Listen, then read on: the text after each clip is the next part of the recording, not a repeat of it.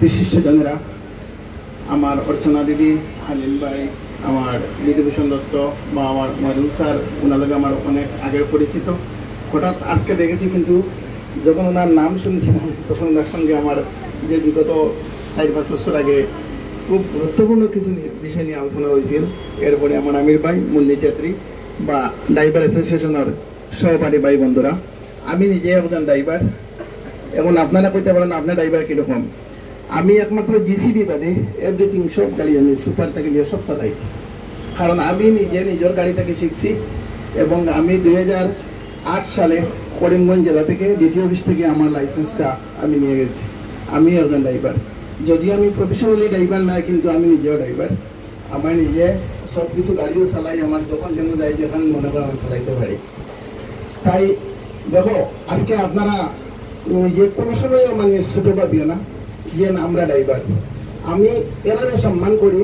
আমি ছোটবেলা থেকে আমি আমার গাড়ির যে যত ড্রাইভার আসলা বা যারা আমি চলাফেরা করতাম বা কোন দিকে যাইতাম, আমি প্রথমে কোনো একটা উৎসবে গেলে, কোনো একটা বিবাহ অনুষ্ঠানে গেলে আমি ফাঁক করিয়াও আমার ড্রাইভারকে আমি ফাঁক করিয়া হবাই। ইভেন আমরা বয়ারিতে গিয়েছিলাম, আমার একজন ড্রাইভার ছিল, আমরা পরে রিজার্ভেশন মোটামুটি 5 ঘন্টা লাগে নিয়েছিলাম, ওকেও আমি ফাঁক করিয়া খাওয়া দাওয়া করাইছি। আমার সবারই হইল বড় আদর, কইলাম না ওর কাছে আমার জীবন। যদি আমরা বুঝতাম আজকে একজন চালক 15 জন, 20 জন, 40 জন, 50 জন মানুষের জীবন ওর কাছে। আমরা সকালে একটা গান দেখলাম, ওটা আমরা সেই নেতৃত্ব দেয় গাড়িটা চালাকে তখন ড্রাইভার। এই ড্রাইভারে যদি কোনো অসুবিধায় যদি আমরা খালে যাই কি বা একসাথে মরে যাই তো ভাইয়া মানে, যদি ড্রাইভার সে ইচ্ছা করে কিছু করা যায়, উপেরা সেরা এরকম ঘটে না, এরকম কোনো ঘটনা হবে না। রাতটা সবসময় আমাদের মানুষের সমাল দিয়ে রাখবা। আর আপনারা ওইলা সমাজের খাড়িবার। আমি আজকে মানে প্রকাশ্যভাবে বলি, আর আমি একজন সাংবাদিক, আমি ন্যাশনাল লেভেলে কাজ করি।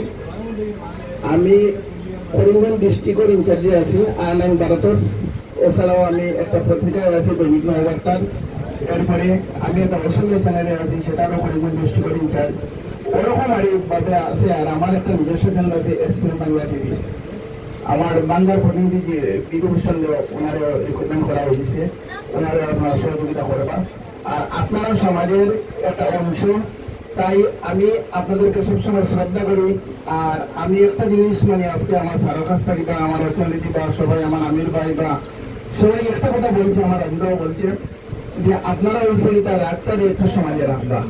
আর উপরের কাছে সকালে ওটাও বলবা, আপনারা যে নিজে একজন নাই, আপনাদের কাছে শত শত মানুষ পড়ে রয়েছে, সবার জীবন আপনাদের কাছে, আপনাদের জীবন বলাও ওটাও আমরা চাই। আর সবচেয়ে সম্মানিত মানুষ আজকেও আপনারা রেখে, আমার কাছে সমাজের সবচেয়ে বড় রক্ষক আপনারা। আপনারা কারণে আজকে আমরা দৈনন্দিন জীবনে একদিন যদি গাড়ি বন্ধ থাকে তো বোঝা যায় এখন গাড়ির একজন চালকের ভূমিকা কি। তাই আপনাদেরকে আমি চিরস্মরণ হিসাবে আমার অন্তরে থেকে আমি সামান্যটুকু বলে আমার বক্তব্য এখানে শেষ করছি।